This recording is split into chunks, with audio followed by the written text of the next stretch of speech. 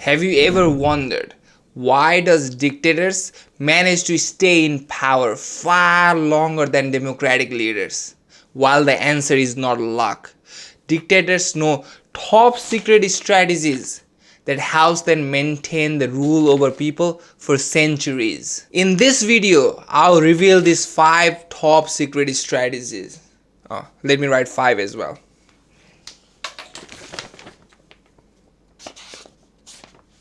5 top secret strategies that 99% of dictators uses to stay in power. I'm going to open this now, but first let me tell you all the individuals who have successfully managed to use these strategies to remain in power.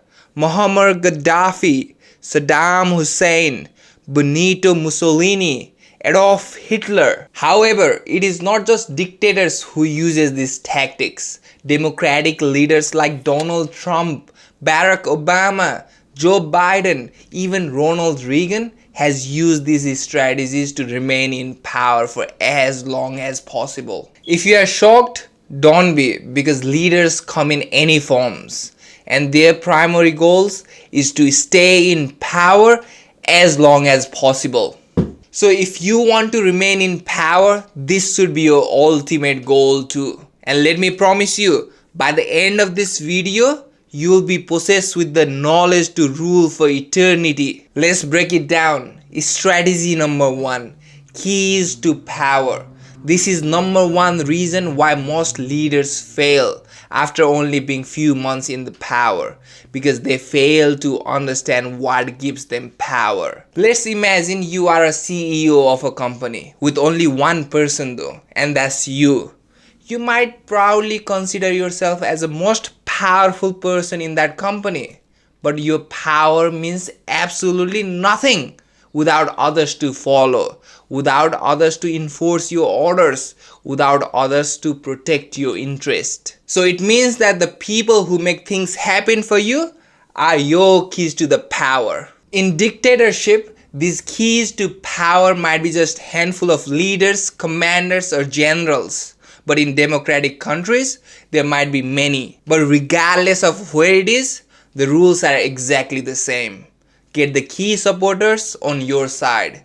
With them, you have power to control, power to act, the power to govern. Without them, you have nothing. To keep these keys to power, you'll need to please them. If not, they'll just find a way to replace you. The best way to please them is, well, the money, which is exactly second strategy, controlling the wealth. Money is essential for anyone who wants to run any kind of organization.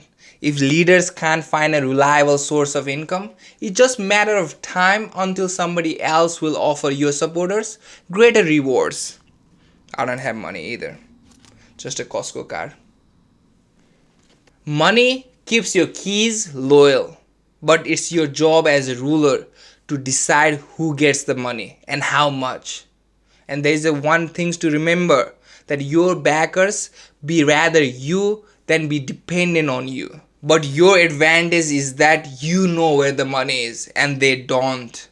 Give your coalition just enough so that they don't shop around for someone to replace you. Now you might be worried that if you spend most of your money on your supporters, you might not have enough money for your common citizens. I will tell you this, you don't have to worry about them. There's 2 reasons for it. First reason, it's just waste of money. I will explain in a bit what I mean by that. But the second reason is, hungry and poor people are most likely not have energy to overthrow you. So they're not a threat. You should rather be extremely careful with your disappointed coalition partners. Because if you try to do good to the people at the expenses of your key partners, it won't be long before they boot you out for another leader. Because there is always another leader who is willing to sacrifice common people for greater good. So the most effective cash flow for a leader is the one that makes a lot of people poor and redistribute that money to his key supporters. Think it like this: taking from the poor and giving it to the rich. Let's talk about strategy number 3. Minimize your keys.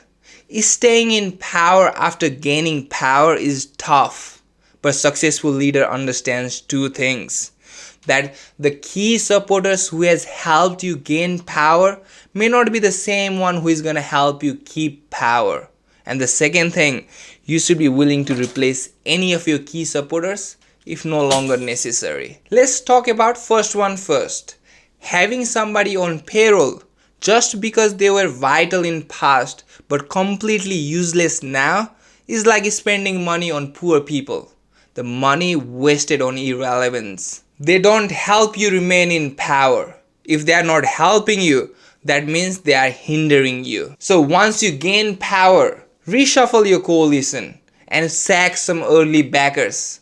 Replace them with some cheap and reliable supporters. Second thing to remember is that those who can bring the leader to the power can also bring them down. So it is best to shrink the rank of those who presents a threat and keep those who are most trusted to be loyal. Even with the most trusted ones, you should be able to keep them off balance because familiarity breeds contempt. If they see you each day, every day, they will start to grow envy for you and your power. And the more people there are, the more you have to worry about. So the best way to stay in power is to keep your coalition small.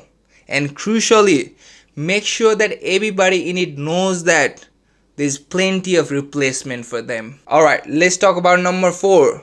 Loyalty over everything. Once you get in power, you might have all kind of great ideas to hire intelligent people to work for you, to serve people. This is a deadly mistake. In fact, competent ministers or board members are very dangerous.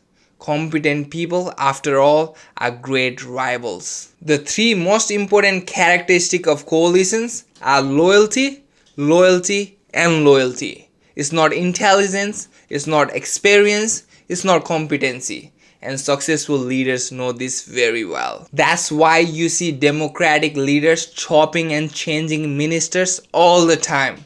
And sometimes with the worse ones than before. It's not about who can do the job. It's about who can stay loyal. So once you get into power, surround yourself with friends and family and get rid of your ambitious supporters. This will ensure that you won't get overthrown. Alright, we are on strategy 5 now. Crush your enemy. Enemies are everywhere. Even the most beloved leaders have enemies. I might have made some enemies myself by making this video. In a world full of jealousy and envy, take a page from Dictator's manual. If somebody has to suffer, let it be them instead of you. When the opportunity presents itself, you should be able to crush your enemy before they crush you. The only peace and security you can get from your enemies is their utter disappearance. But let me tell you one thing. None of these 5 strategies matter if you don't embrace the power and influence that you hold. To master that, watch this video on why should you embrace power and influence. Until next week, see ya.